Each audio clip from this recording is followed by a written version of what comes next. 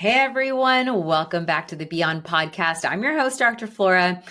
Look, so many of you requested an episode about our decision to stop trying for more kids and our experience on having only one child. Well, you guys ask, and of course I deliver.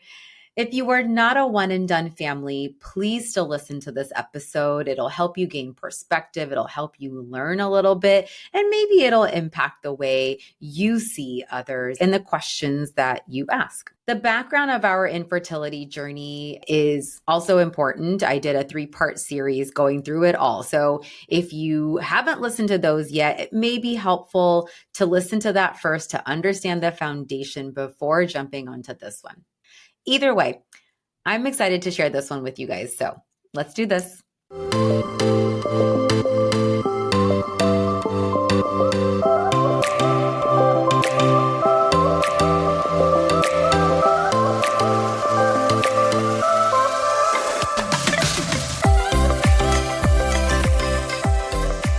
Hi, everyone. You are listening to Beyond, and I'm your host, Dr. Flora. Listen, life is hard. You don't have to do it alone. As a mindset coach, physician, mom, and an infertility warrior, I have mastered techniques to help move you towards contentment and growth. I can't wait to go along with this crazy ass life journey with you while making sure you feel like your best self. This podcast is meant to have you feel unstuck from your rut and less alone. Let's do this. All right, everybody. We all know this infertility journey was not easy. And before I start, I want to quickly go over what I'm going to talk about. First, I'm going to talk about the 2 steps that brought me to the clarity of making the decision to stop IVF and live happily ever after with our family of 3. But then after that, I'm going to go through all of the positives that I continue to focus on instead of having that negative take over my mindset. But as I go down this list, please know, please, that if you are trying to have another one, that's okay. If you have a larger family, that is also okay. There are pros to every single solitary family structure. You guys asked about my own pros of being a family of 3, so that's what I'm going to be focused on. But this is not a black and white situation. Please don't take any of the positive aspects that I'm going to go through about having a only child as an attack against you or as an attack against what you chose your family to be. I just hope we're clear about this. This is a judgment-free zone. And of course, I have lots of love for each and every one of you all, wherever in your journey you may be. All right, so to all of the other one and done moms, I'm sure you've heard these ridiculous comments. Oh, only children are going to grow up to be so weird. Oh my God, you don't want your child to be alone, do you? Your kid needs a sibling. Otherwise, how are they going to learn not to be selfish? To all of my one and done families, you know these comments are dumb, untrue, and really just horrible noise. And just to start this off with a little bit of humor, here are my own smartass answers. To all of those assholes who continue to make these comments and made any of these insensitive comments when I was at my lowest, when you have been at your lowest, going through a diagnosis that none of us had control over, here are my answers. Oh, only children will grow up to be weird? Well, honestly, weird is not a bad thing. Weird stands out. Weird is not boring. So lesson for you, be a little weird. Oh my God, you don't want my child to be alone? Funny, because Sanjay and I weren't planning on dropping her off at the side of the road. Where are we going? We're going to be there. Of course she's not going to be alone. She needs siblings, otherwise she's going to be selfish. Interesting how my child has already developed the emotional intelligence to know that this comment and or this question is selfish in itself. Are these answers snarky? Yeah. Are they true? Absolutely. We definitely need a little bit of humor in our life after going through such a tumultuous journey with infertility. But all jokes aside, before I start getting into my own story, just know that these questions, comments, or ones with a similar vibe come from ignorance. They come from insecurity. They come from being tunnel vision, and they come from the decision to not empathize. So do not let those comments dictate your thoughts, decisions, confidence, and mindset. All right, let's get a little serious. Secondary infertility. That was my diagnosis in 2018. The inability to become pregnant or carry a baby to term after previously conceiving and giving birth. So I was fertile because I had Gia. And I'm also infertile because I can't have more. Throughout my IVF journey, I went from a woman whose contentment relied heavily on her life checklist and relied heavily on how optics looked on the outside to someone who took control of her growth, her life, by letting go of those external opinions and by holding more value based on her needs. And because of that, I came to a decision of clarity. Someone who is one and done and happy. Now, don't get me wrong, coming to this decision was not a linear one. My step for taking control over this horrible infertility game of probability was as simple as listening to my instincts. After multiple unsuccessful embryo transfers, despite the advice of my doctor, who told me that the probability of success increases the closer you do back-to-back transfers, I decided to take a break, aka take control, by taking a 4-week break off of my fertility mindset. That meant, my friends, no injections, no creams, no medications shoved up my vagina, no messes, no acupuncture, no breathing exercises, no icing, no pain before, during, after the shots, no appointments, no ultrasound, no driving, no rearranging my schedule, no second job about this ridiculous schedule I had in addition to my full-time doctor job. I felt free. I felt content in this relatively brief moment. But these 4 weeks were my first taste of control and growth, and I didn't even know it. And that checklist was still there. Don't get me wrong. I definitely went back to that checklist and pursued more attempts in getting pregnant. But taking control over what I could helped me realize that in the end, this wasn't worth it for us. We were so happy, so free with what we were already blessed with. My second step towards taking control over this infertility game was the start of building boundaries. I mean, there was this moment, I still remember this like it was yesterday. There was a moment where it was confirmed I had lost my pregnancy. We had done an embryo transfer using a completely different protocol, which involved a biopsy of my uterine lining to time when it is the most receptive to an embryo to increase my chance of this little embryo sticking to the inside of my uterus. And that whole process, I had to mimic an IVF process. I had to mimic an embryo transfer, but instead of an embryo transfer, I get a biopsy. And then that biopsy is sent overseas, and there is another 2 months of waiting and then restarting this whole fucking process again. So yeah, it worked. We got pregnant, but then just like that, it was done. I went for a follow-up ultrasound. I was told it was not a viable pregnancy. I go back to my car. I was sitting in there alone in the parking garage of my doctor's office. I was bawling. I mean, there were tears and snot, and I didn't have tissues. Something inside me just had broken. But something also prompted me, amid all the snot, the tears, the wailing, the pounding on the steering wheel, to call my office manager right then and there.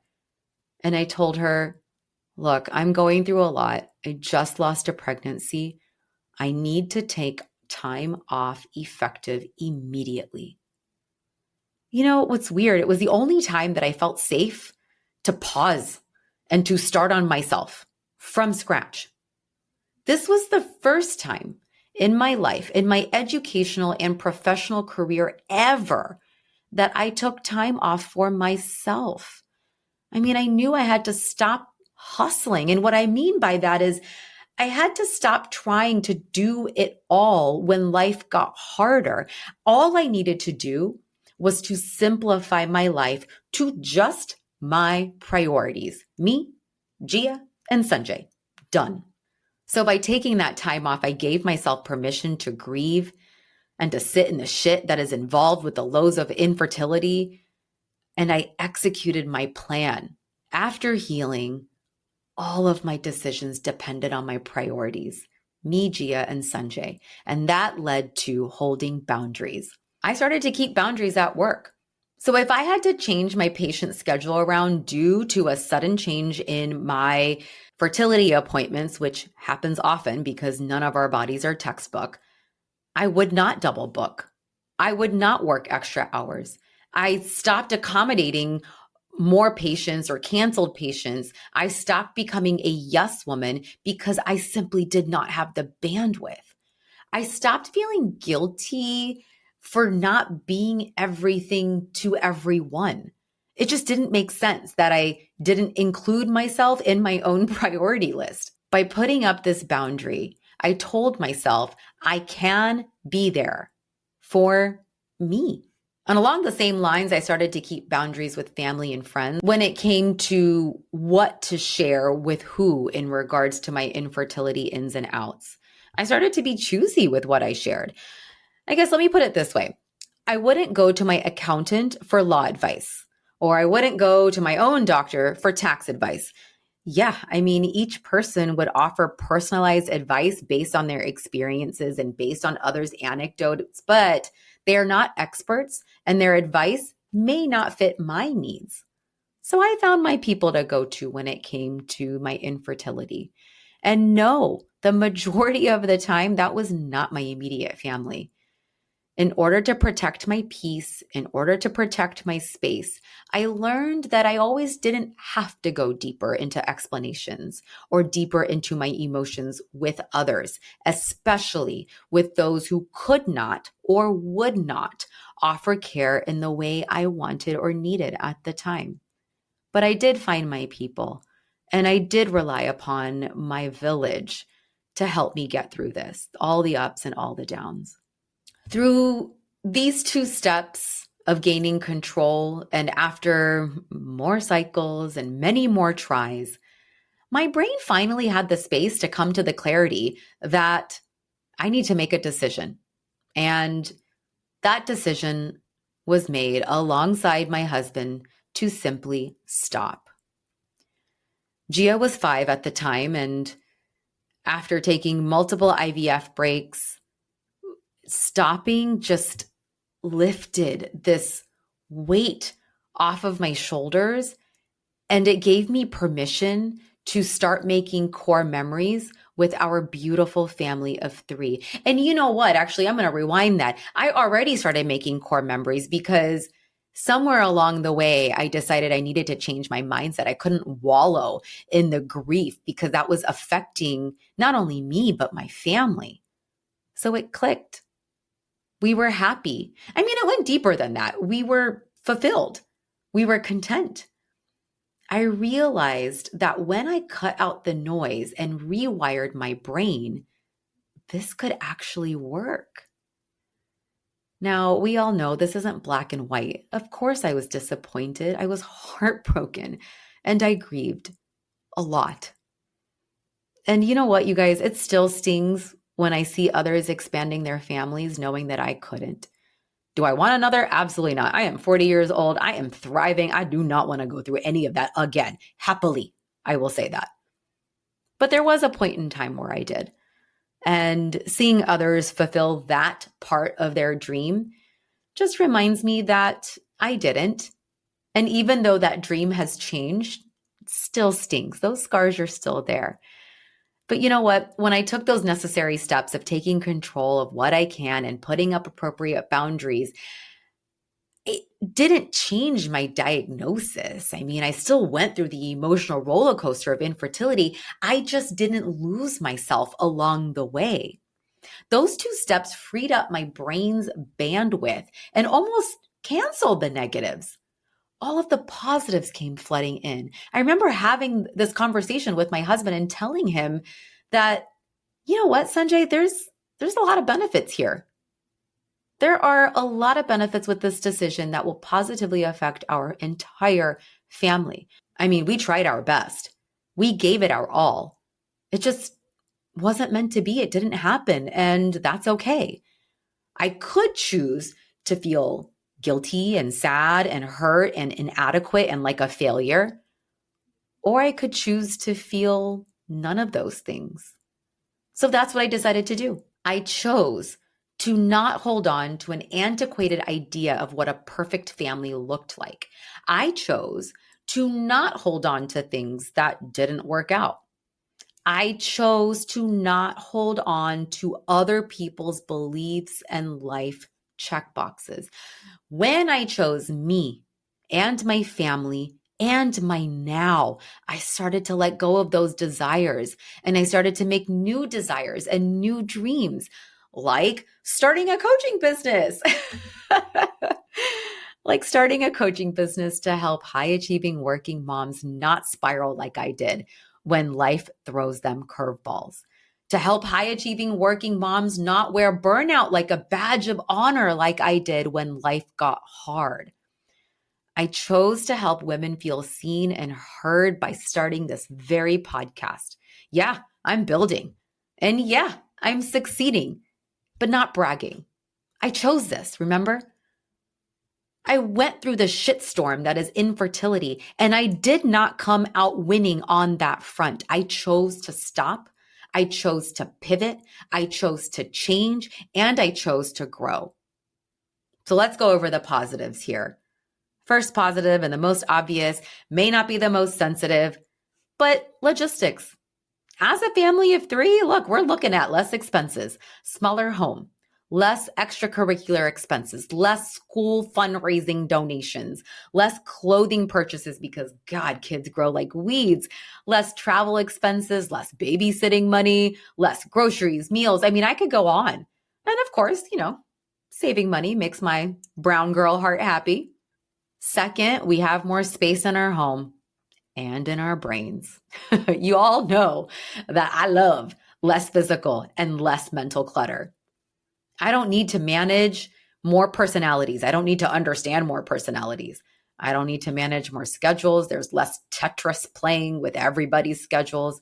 I was excited to have more time with my husband instead of being split among multiple people in the household. I was excited to not worry about upgrading our home to provide more space for a family of 4 or 5 or more. I was excited to have one kid at the forefront of my mind without always feeling too guilty. As a human being, as a mom, as a wife, I was really, and I still am, excited for this freedom in time and space.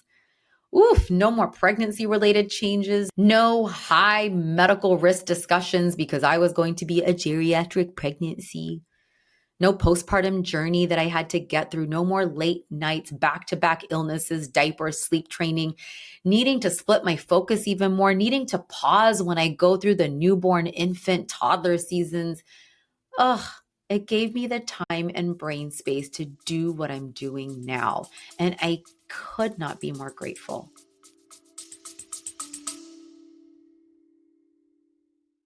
Do you ever feel like you are juggling a million things at once? Especially if you are a business owner. You're trying to grow your business, but also, run your business. It can feel like you are drowning in your to-dos with barely a moment to breathe, let alone dream bigger.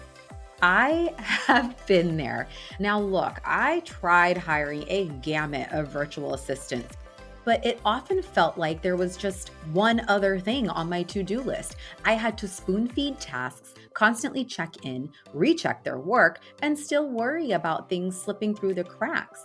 It wasn't until I found Savannah and Natalie at Every Virtual Solutions that I truly understood the difference between help and the right kind of help.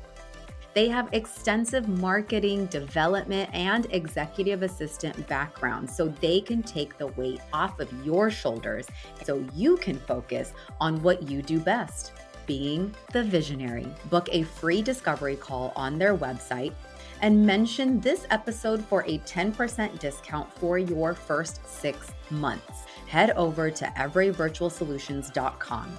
That's EVERAE virtualsolutions.com. Whether it's web design, content creation, email management, social media, PR, or anything in between, I know you will find a way to work together to lighten your load. It's time to end the burnout and start focusing on you. Now let's get to the deeper stuff. There are so many myths about only children. They're spoiled, they're selfish, they're lonely, they aren't social, they don't have social skills, they're less mature. I mean, since the 1970s, however, studies devoted to understanding the personality characteristics of only children have debunked this idea. So why does this stereotype continue to stay? Well, let's go back first to 120 years ago, where there was a psychologist who published a study also at a time where there were no credible guidelines for appropriate research publications. He researched and published a study that basically said kids were a bunch of weirdos and misfits. And even though since then many scholars have found it otherwise, it just never gained mainstream success until maybe a little bit recently. I know there have been multiple researchers that have made it their mission to undo this ridiculous idea that only children are automatic failures or the choices of their parents are setting these kids up for failure. And there are plenty of studies that have shown that only children thrive just as well, if not more, than those coming from larger families. And honestly, a lot of it comes down to resources. I actually love how we don't have to dilute our resources because we have one child. I love the fact that G has both of us. I love how she doesn't need to split her attention. I love how we are able to take G with us to travel the world, make core memories. I love that we didn't delay that joy. I love that we don't have to worry about IVF cycles and expenses. We can just be. Well, Gia is a well-seasoned traveler, and no, I'm not bragging. Remember, I chose this. What also gives me a lot of hope is that there are studies out there that indicate that only children tend to have a stronger emotional bond with their parents. This close relationship is attributed to a more focused parental attention and resources. And by having a closer relationship with us, I hope she follows those study results. And I hope she has a deep sense of security and support because of that closeness. So you know what? Not a bad deal. Another big myth that I hear all the time is that only children don't play with others. I mean, I still remember this moment when Gia was maybe 3 or 4 years old. And it was a family occasion. We were in someone's living room. She had a bunch of toys with her. And another kid her age wanted a toy that she was playing with. And she snatched it closer to her, refused to share that toy. And I had a family member right then and there comment in front of everyone, "Oh, Flora, she's an only child. You know, this is what we should expect out of her." What? No 3 or 4-year-old wants to share their toys. That is normal. Sharing is something that we as her family need to teach our own children. It doesn't matter if you're an only child or one of 5. You can tell that that stupid ass statement got me pissed off. So contrary to the myth that only children are less social, more selfish, research suggests that they are actually equally, if not more socially adept. Studies have found that only children are more likely to engage in extracurricular activities and enjoy higher levels of peer acceptance than those with siblings. So they're not isolated at all. They are adaptable, they are independent, and they know how to make friends. So take that.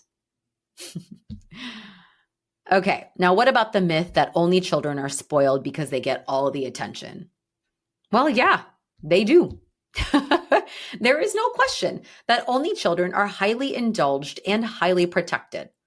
However, that doesn't equivalent to being spoiled. The very definition of spoil is to harm the character of someone, especially a child, by being too lenient or indulgent. Yeah, so that kind of sounds like any caregiver can partake in that process, no matter how many kids are in the household. Being given more attention and nurturing to develop yourself is not the same thing as being selfish. And if balanced, that level of parental involvement can be a good thing. All that attention is the energy for your self-esteem and achievement. And I'm going to go further here. Researchers have crunched the numbers from years of standardized tests. And in each category, guess what? Only children perform better than children from larger families because they're expected to. So pressure is good because they get a lot of it, but we can't go too far with the pressure. And as an extension of this, because I love talking about mental well-being, let's talk about mental health and well-being of only children.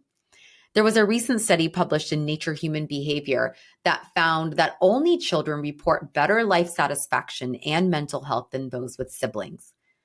I don't know. Maybe it's the focused family environment. Maybe it's the confidence they build by learning to rely on themselves. Whatever the reason, it is a powerful advantage that I continue to hold on to. I chose to focus on me and my family of 3. And I can say without guilt, my friends, that this was a good decision. The decision to stop trying led to going part-time in my clinical medical practice to prevent burnout as a primary care doctor. So yeah, I'm still a full-time working mom that works as a part-time clinician, life coach, podcast host, content creator. When people look at my life and say I'm doing it all, I say, yeah, bitch, I am. Okay, now bitch is used as a term of endearment, so let's not get angry. But yeah, I chose to stop living in limbo. I chose to stop living in emotional turmoil. I chose to be present, focused, and turn this complete shit show of an experience into a positive one. I chose to serve. I chose my purpose. And I chose to delve into that energy as a mom of 1. And none of this, me being here, would have happened, or it would not have happened now if I hadn't decided to stop trying. And I want to stress this again and again and again. Nothing is perfect. I still have opposing emotions all the time about this. I am giving you permission to have opposing emotions about this all the time. If you are a mom of multiple children and you wish they could go all away so you can have a moment of peace and then bring them back, that's okay. If you have one child and you're like, oh my God, this little human is driving me crazy, I wish they had someone else to play with. Look, that's okay. It's okay to think that. And I'm just going to add this because we're talking about opposing emotions. To the woman who gets pregnant just by her husband looking at her. Okay, yeah, it must be nice. And I guess thank you for sharing that experience with me. But while you are growing, little humans, and while your miracle of a body is going through pregnancy, birth, postpartum, while you continue to make adjustments to your life after every child, I am grateful for my uninterrupted time with my husband, freedom with my body, consistency with managing one child, which is not consistency at all, and of course, grateful for my baby girl. To the woman who got pregnant while her IUD was in. Oof, I've seen many of these. I still envy at the fact that you didn't want this baby to begin with, and you still got pregnant when I was so desperate at one point, and the universe told me otherwise. But I'm also sorry. This is not what you wanted. And, going through this deep introspection and discussion with your partner to come to a decision on what to do is going to be really tough. And I do not envy that part. I am grateful for my clarity, and I'm grateful for my beautiful baby girl. And to the women who medically have all the odds stacked against them, age, weight, high blood pressure, diabetes, and still get pregnant easily. I never thought this was fair. I still don't. Sanjay struggles with seeing patients like this all the time. But you know what?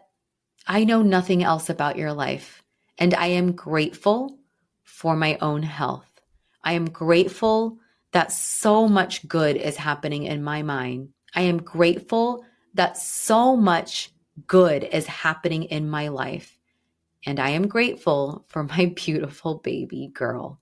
So no matter what your family looks like, know that you're doing a good job. Know that you have the ability to be present in the now. Know you have the ability to shape the future of your child, your children, no matter what and who they came from. Nothing is perfect. Nothing is black and white. Look, Sanjay and I, and Gia, I guess, we went through our storm, but we did not make a rainbow baby. And here we are, still moving forward, kicking ass with purpose, with passion, with presence, and with peace with our beautiful family of 3. I hope this episode helped give you a little perspective. I hope it made you feel seen and heard, less isolated. I'm just glad that you're here hanging out with me, listening to me rant and listening to me talk a little science all at the same time. Don't forget to keep practicing those honest conversations with yourself, with others. Keep practicing those boundaries. Keep giving yourself grace along the way. You've got this, my friend, and I'm cheering you on every step of the way. Again, thanks for tuning in. And as always, remember, mindset is medicine. Live beyond those labels. Keep showing up for yourself, and I'll see you next time. Bye. Thank you so much for joining and spending your precious time here with me. As someone who prioritizes her energy, I am so grateful that you chose to spend yours here. To help me help you, please take an extra 30 seconds of your time to rate and review the podcast on your listening platform. For more tips and a behind-the-scenes look into my life, follow me on Instagram at Dr. Flora Sinha. That's Dr. Flora Sinha. Finally, connecting with you truly fills my cup. So DM me on Instagram, email me at florasinhamd@gmail.com, repost if you love this episode. I love hearing from you. I am so grateful for you and cannot wait to be back for the next episode. Bye.